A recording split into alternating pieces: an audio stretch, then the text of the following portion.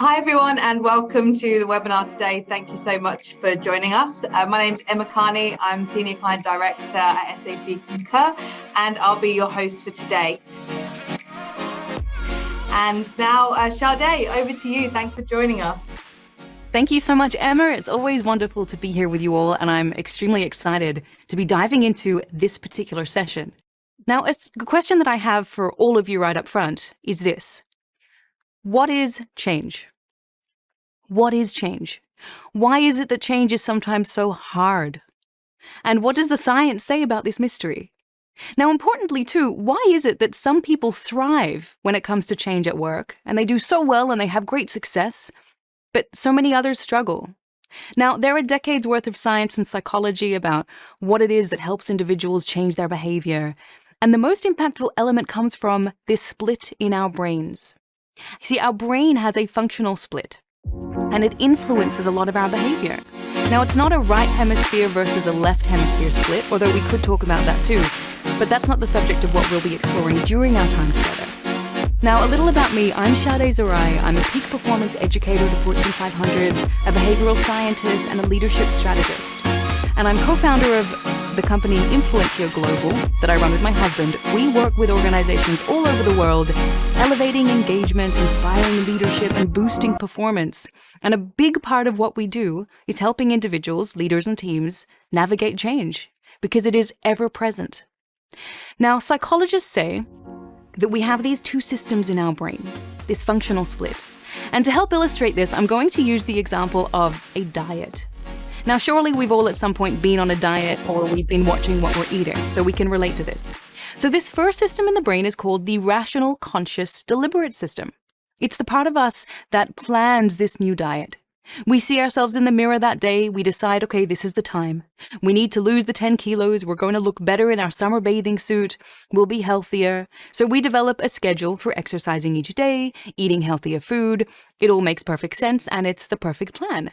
But the amazing thing about this is that even as we plan this diet, we're eating a Krispy Kreme donut.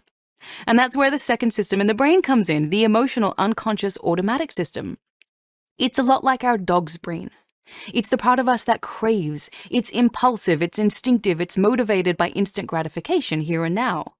So having just declared ourselves on this diet, our mouths still salivate at the sight of the custard tart at the petrol station or the McDonald's advert we see on TV. Now here's what's worse. This fight, it's not a fair fight.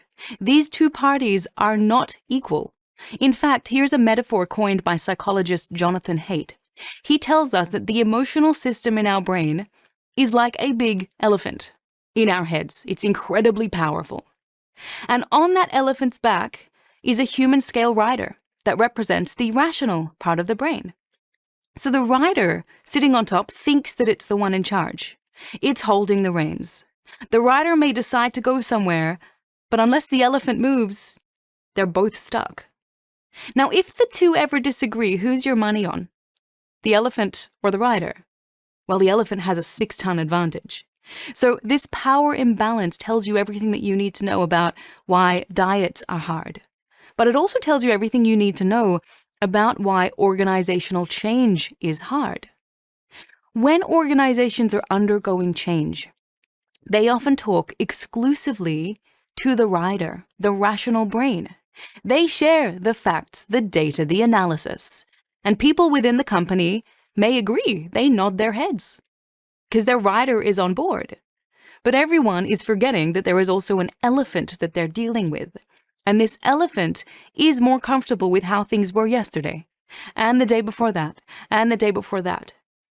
Now, if we look to the neuroanatomy of the brain, we can clearly see that the rider and the elephant relate to certain parts. The rider is the prefrontal cortex. It's like the high-maintenance boss. It's where your executive-level thinking happens. You need to engage it for problem-solving and thinking analytically, and it requires a lot of oxygen to function efficiently and effectively. It also requires a lot of sleep. Now, the elephant is the limbic part of the brain, which includes the amygdala, which is the emotion and fear center. This part of the brain is also where our habits and our routines are stored, specifically in what's called the basal ganglia. So you know how you're able to drive late at home at 110 kilometers an hour for long stretches of time, and you're not even consciously thinking about driving, you're thinking about everything else? This is because of this part of the brain. Habits, routines. And the limbic system is highly energy efficient, often operating without you knowing it. So returning to that diet example, here's a typical scenario. Let's say that you've had a long, stressful day at work. You come home late, you're worn out, you're exhausted, you stumble into the kitchen. The rider, which is the prefrontal cortex, it says to you, well, you have some broccoli and some vegetables in the fridge.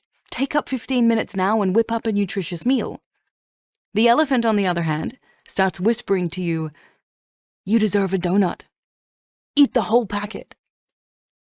Or you might be at work and you're supposed to be focusing, and your elephant keeps bugging you to check your email again, or check your phone, check social media. So the rider's strength is the ability to think long term, to think beyond the present moment. It's really great at planning, at strategizing, whereas the elephant has more of a preference for instant gratification and staying the same. That's why in order to make progress towards a goal, you need both the energy and the drive of the elephant. You can't just expect the rider to get on board. So the elephant is that emotional part of the brain that says, let's move, let's do something, let's get going. These two, the rider and the elephant, they have to be aligned.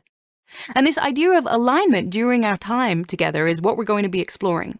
Alignment between the elephant and the rider. Alignment during change. As we navigate the complex landscape of the world that we're finding ourselves in, it is becoming increasingly important to hone our skills in adapting to change. Change is not going anywhere.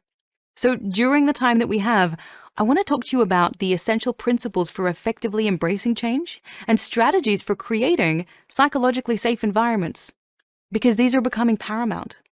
Now, by the end of the session, you'll have a range of practical tools to help you navigate change with confidence, because getting better at facing change will help immensely in your career, especially as we're starting now to see this exponential explosion of AI advancements and all of these advancements in the realm of technology. So there are typically 4 responses to change that we've come across based on attitude and level of engagement with the change. So if we had a matrix with attitude on the horizontal axis and engagement as the vertical, we can plot these 4 responses. There are first the critics, who actively resist change. They're engaged in the change, but they have a negative mindset. They focus on potential downsides, they voice their concerns, they pick up on everything that could go wrong, and they challenge its necessity. They're skeptics. Then we have the victims. They're not very engaged in the change, and they have a negative attitude.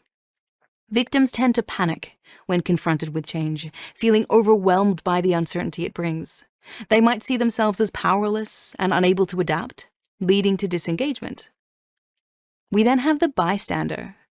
Bystanders prefer to stay on the sidelines, often trying to avoid involvement or taking responsibility. They don't necessarily have a negative attitude, and often can be more positive overall, but they're not engaged. They're going to wait and see before deciding whether to support the change. And then we have the navigators. The navigators are drivers. They're empowered to work with the changing circumstances. They love change. They have what Simon Sinek calls an infinite mindset. They seek to understand the reasons behind the change and look for ways to contribute to it. Now, based on our experience, we can map the distribution of these responses within organizations during change. And first, we have the critics, which are seemingly small in number, around 10%, but their influence is disproportionately large. They can influence others. Around 20% of the population are victims during times of change. They become this way. They develop that victim mentality. The vast majority of around 60% of people become bystanders. They're waiting and seeing. And then the 10% upfront are actively navigating the change. These are the high performers, the early adopters, the ones with a growth mindset, ready to embrace the uncertainty. So where would you think you fall? What's your typical response to change?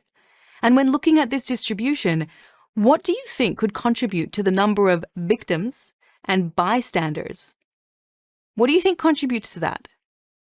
Often those who are critics are cynics by nature, so they're less influenced by what their organization does. But the victims and the bystanders, they can actually be positively influenced during change by one thing in particular.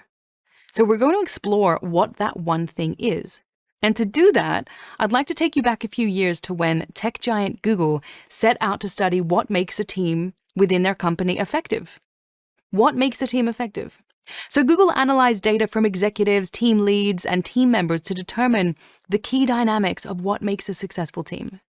Over 2 years, they conducted more than 200 interviews with Googlers, which is what they call their employees, and they looked at more than 250 attributes of more than 180 active Google teams.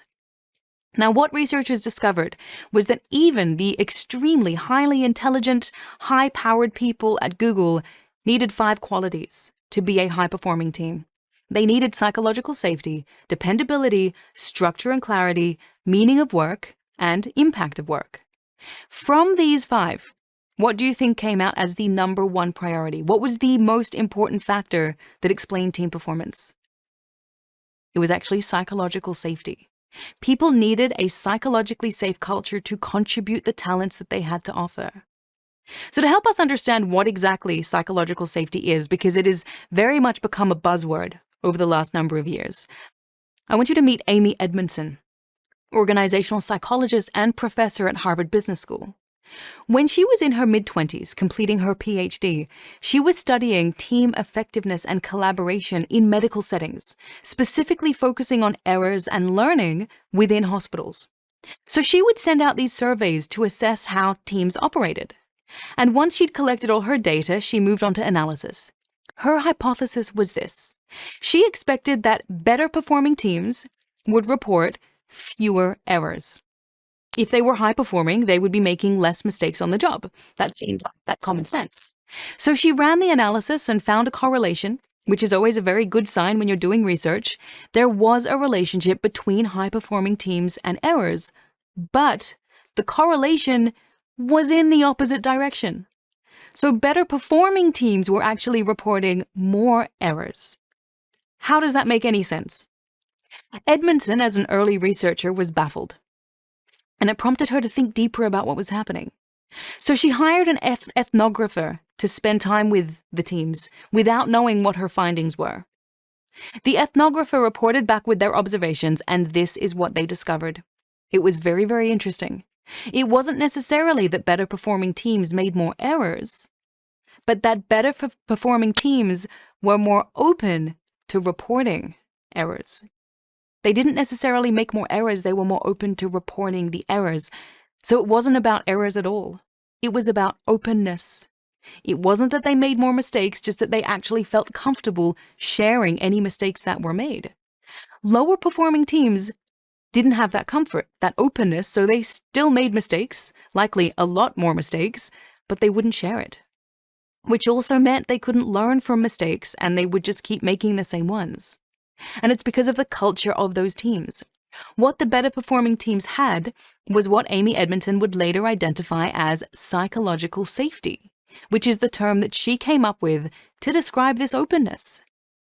Now, over the last 2 years, we've had the opportunity to meet with dozens of senior leaders from Fortune 500s all over the world to better understand what successful teams are doing differently. And what we learned about psychological safety first relates to what it is. And through our conversations, meetings, and observations, we've come to understand that there's also an important element around what it's not. Psychological safety is not immunity from consequences. In psychologically safe cultures, people know they might fail. They might receive performance feedback that says they're falling short of an expectation. They might lose their jobs if there are restructures or if they lack competence for their role. What psychological safety does mean is an absence of interpersonal fear, where there's no fear of others. When there is no fear of others, people can speak up with candor. People are comfortable expressing and being themselves. Based on Amy Edmondson's research and observations, she identified 4 reasons why people may not speak up when faced with change. The first is fear of looking ignorant, so I don't ask questions. Fear of looking incompetent, so I don't admit weaknesses or mistakes. Fear of appearing intrusive, so I don't offer ideas. Or fear of coming across as though I'm negative, So I don't call out issues. When people fear what others think of them, if they speak up with a question, an idea, or raising an issue, they prioritize looking good over making a difference. But this leads to real problems within organizations. Airplanes have crashed, financial institutions have crumbled, and hospital patients have died unnecessarily, all because people were afraid to speak up. All because of a lack of psychological safety. Now, the good news is, it doesn't have to happen. You see, in psychologically safe cultures, people believe that if they make an error or call out an issue, others will not react badly. Instead, candor, speaking up, and transparency is not only allowed, but it's expected and encouraged. Psychological safety is created when people feel that they're in an environment where they can speak up, offer ideas, share opposing views, and ask questions with no fear of being punished, embarrassed, or humiliated. Now, here's an example of why psychological safety can be of such value. We're all familiar with Toyota. It's one of the most visionary car makers with respect to its manufacturing. Before Toyota was what we know it to be today, it was a company trying to work out how to compete in a highly competitive world. They were finding that in the assembly factory, a large number of their vehicles weren't fit for sale due to unusual defects from the assembly process. So in the Toyota assembly factory, in the assembly line itself, management decided to install something called an and-on cord on all assembly lines, which any employee could pull when they detected a problem. Now, when you pull this and-on cord, it illuminates this and-on light, which alerted support personnel. And-on is a Japanese term meaning light or lamp. Now, the management team was initially reluctant due to the high costs associated with the pausing process, because everything would come to a standstill. So when someone pulled this and-on cord, everything would stop, everyone would come to understand the root of the problem, and then they'd look to resolve it. But they went ahead with this anyway. So they installed this and-on light, they educated employees what it would be used for, and 5 minutes after it was installed, the cord was pulled. Everyone came over to see why it had been pulled, and the employee who pressed it shared what he noticed. They tracked the issue back, and the root problem was identified and resolved. Everyone went back to their tasks. 10 minutes later, it was pulled again. For the second time, everyone came around to find out what the problem was, and the same process ensued.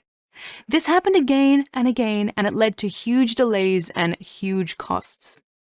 But within a week, what do you think happened? No one was pulling the cord.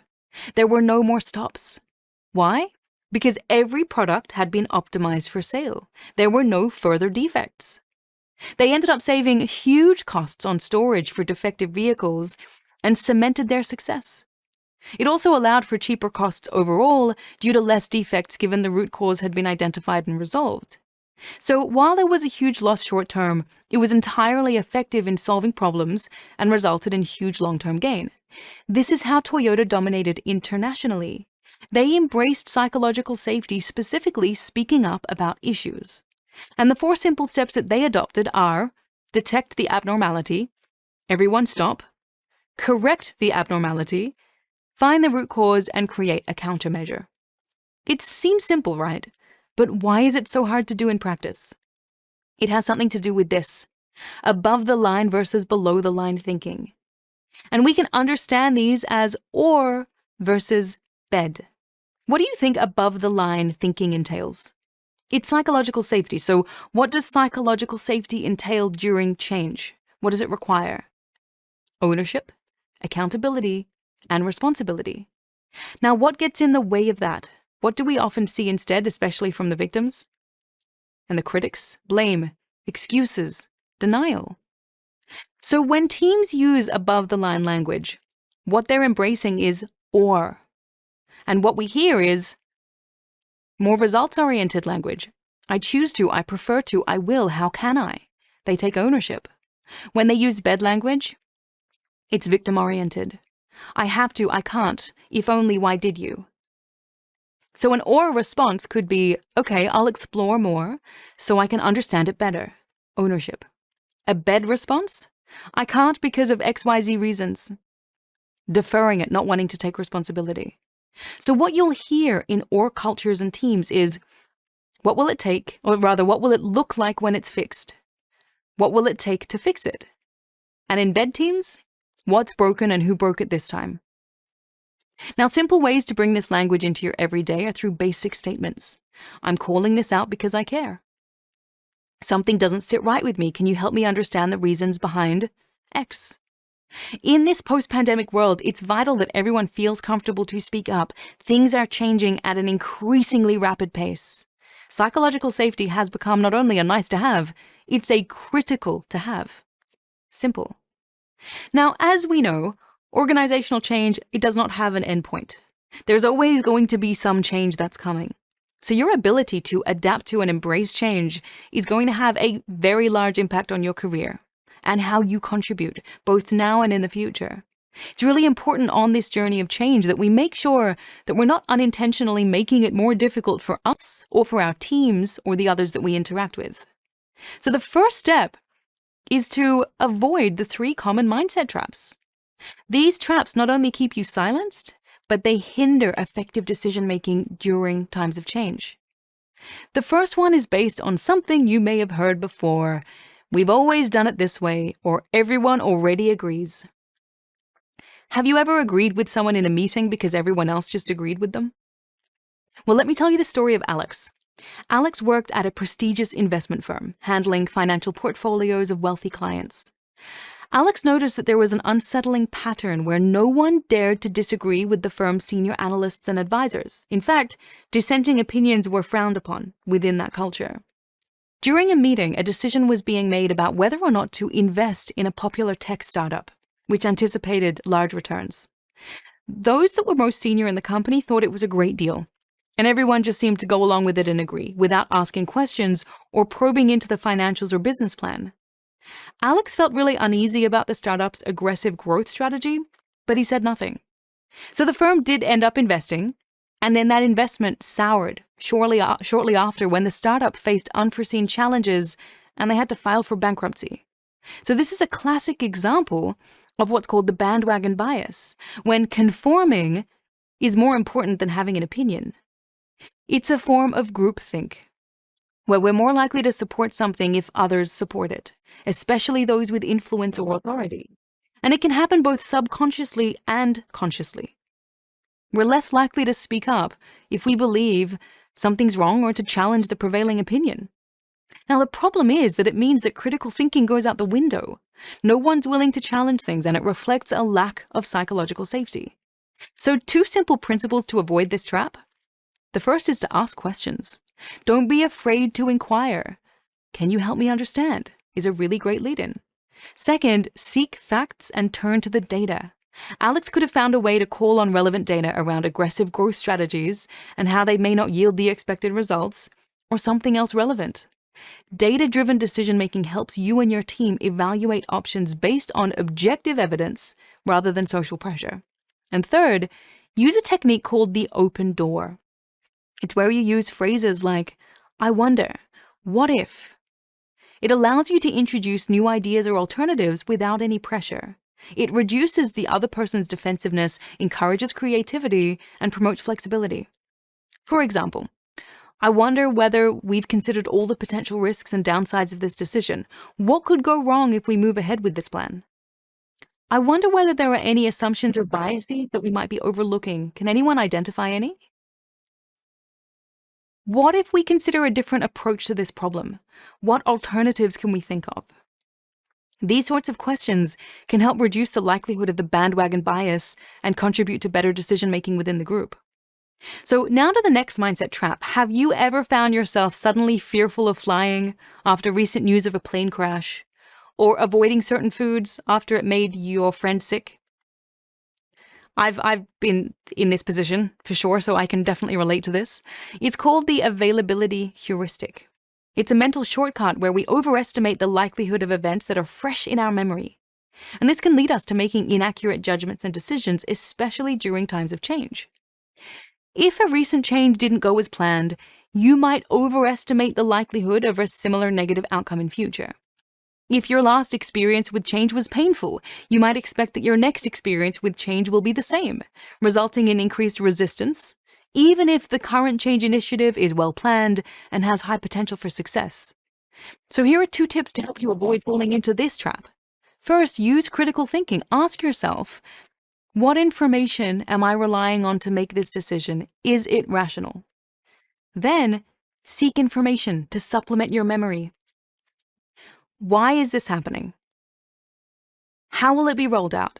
How will you be impacted? How can you make the process smoother for yourself? We often fall into this mindset trap when we simply don't have enough information. So actively seeking it can help immensely. It also prompts you to be more engaged with the change, which is always a good thing. Now, the final mindset trap is classic confirmation bias. This is a cognitive bias where people tend to seek, interpret, and remember information that confirms their pre-existing beliefs while ignoring or discounting anything that contradicts them. So in the context of change at work, confirmation bias can impact how you perceive and respond to change without even realizing it. It could be through something called selective exposure, where you pay attention only to information that supports your views about the change, or selective interpretation, where whenever you're presented with new information, you interpret it in a way that aligns with your pre-existing beliefs. For example, if you believe that a change is going to result in job losses, you might focus on any mention of cost savings or restructuring while ignoring statements about growth or expansion. So how do we avoid this? Boost your self-awareness. Become more aware of your own biases and beliefs and recognize the influence that they play on how you perceive information. Remind yourself to stay open-minded. Actively seek diverse viewpoints. Make an effort to engage with colleagues who have a different opinion or background to you and invite them to share their thoughts. This helps open up your mind. Embrace critical thinking. Cultivate a habit of questioning and evaluating information based on its merits rather than whether it supports your existing beliefs. And slow down your decision-making. Give yourself time to think through different perspectives. Consider all available information before reaching a conclusion. Because when you're rushed to make a decision, it often leads to confirmation bias because we rely on existing beliefs to quickly form a judgment. Now, before we wrap up, I'm going to return to the rider and the elephant analogy, the one that I shared with you at the beginning. The rider is the logical, analytical part of the brain. The elephant represents the emotional, instinctive part. If you want to feel more comfortable with navigating change at work today and into the future, and if you want others to do it too, it's critical to engage both the rider and the elephant. So we first start with the rider. The rider thrives on clarity and direction. So set clear, specific goals. Break down the change process into small, manageable steps with clear objectives, making it easier for the rider to guide the elephant. But then, we need to motivate the elephant. And there are 3 ways to do this. First, find the feeling. The elephant is motivated by emotion. So tap into the power by connecting the change to some kind of positive emotion or value. Find stories or examples that illustrate the benefits of the change and how it aligns with your values or the values of others. Next, shrink the change. Change can be overwhelming for the elephant. Break the process down into smaller, more achievable tasks. This helps the elephant to feel less intimidated and more inclined to move forward. And then cultivate habits. The elephant is driven by routines and habits. Identify and establish new habits that support the desired change, which will make it easier to stay on track, especially for that elephant. Now, importantly too, keep reminding yourself and others about how growth happens outside of your comfort zone. So embrace the discomfort. So we've covered the rider and the elephant, but there is still one final step. Rally the herd. Elephants are social creatures, and so are we. Leverage the power of social influence by creating a supportive community that encourages the change. Align yourself with other navigators. It'll be so much easier if you do that. The benefit of collaborating and creating a sense of community is that everyone can share their experience and support each other. And that's how you can bring bystanders over into navigators. Now, as Simon Sinek says, the ability for a group of people to do remarkable things hinges on how well those people can pull together as a team. We often forget about the importance of others when going through challenges of change, yet their support can help us immensely. So we've covered a lot during our time together. Take a moment to just think about what resonates most. What will you take and put into practice? Who are you going to share this with? because knowledge without action is wasted opportunity. So with that, a huge thank you for the opportunity to join you and to share these insights into adapting to and navigating change, both now and in the future, because as we know, change is not going anywhere. I'm going to hand back to Emma to see if we have any questions that came through. We've had a few questions come through on the chat, so we'll get straight to them. We often work with organisations who have multiple stakeholders involved in decision making, which is great for ensuring company alignment. However, it can slow down the whole process. Do you have any tips for organisations who take this approach to ensure they can still make decisions effectively during times of change? Really great question. And it's a very common challenge to have. So, of course, consultative approaches are fantastic. There are so many benefits that come with it, but it does slow things down, especially during times of change, because it reduces agility. So what can be really helpful is to have very clear rules of the game. So this is almost like an overarching framework that everyone understands and lives by. So here are 4 rules, if you like. The first one is, before involving cross-functional teams, you want to establish the main objectives and priorities for the decision-making process. This then provides a framework and a focus for discussions, which prevents unnecessary digressions and really helps keeping teams aligned. The second one is to define roles and responsibilities. This ensures that team members understand their roles and their responsibilities, and even entire teams. What function are they playing? It helps to streamline discussions and prevent confusion and overlap, which, as we know, happens a lot. The third rule is to really establish a decision-making framework. So this is a structure and a process specifically for decisions, which outlines decision criteria for evaluating options and a process for reaching consensus. This will speed things up and avoids conflict because everyone will be aware of, okay, who do we go to if we get stuck? Or if we can't reach agreement, who is a third party we can bring in? And then rule 4, set deadlines and time constraints, because otherwise the process can become very drawn out, which is a very real risk. When you have a time constraint, it encourages teams to focus on the most critical aspects of decisions and avoids analysis paralysis. These simple strategies, and there are more, but they're probably the 4 most important ones, they make sure that you're getting the benefits of the collaborative consultative approach without things being unnecessarily drawn out and then losing the ability to be agile, which is so important during change. Do you have any tips for navigating change, particularly when you need to influence other team members? I have a lot. I'm going to narrow it down. I'll share 5 tips with you. When it comes to change, we need to acknowledge the role that we play in influencing others. So the first step is to always maintain a positive and open-minded attitude towards change, because that helps to create a supportive environment for others around you. You want to be a navigator, no matter how challenging, no matter even if you disagree with a change, if a change is coming, find a way to buy into it. People feel it and they feed off that. And then through emotional contagion, they can catch that emotional state. They can see things differently themselves. So that's the first state. Be aware of your emotions, your attitude. Second, communicate really clearly. Make sure that information is shared in a way that other people understand. You might even check in with them and say, let me know if you have any questions or concerns about this. Actively listen to any concerns that arise and address issues along the way. You can even be proactive about this and say, look, you might be concerned about X, Y, and Z. A lot of people don't do this because they don't want to plant a seed of doubt. But if you can actually anticipate what someone's stress points might be and pain points, and then show them how you're addressing them or how your team's addressing them or the change is addressing them, that's demonstrating empathy. And that goes a long way when it comes to influencing others. Another piece will be building trust. Be transparent, dependable, and empathetic to your team members' experience because everyone's experience is different. And then role model. Demonstrate the behavior you want to see in others. Show them that it's possible to give something a go, to give it a chance. Demonstrate to them what you want them to emulate. Give their elephant something to care about. So remind them of the benefits of the change. These are, they're such basic principles of human behavior, but they go a long way in influencing others positively to really embrace a change, especially if there's inherent resistance there. Really good question.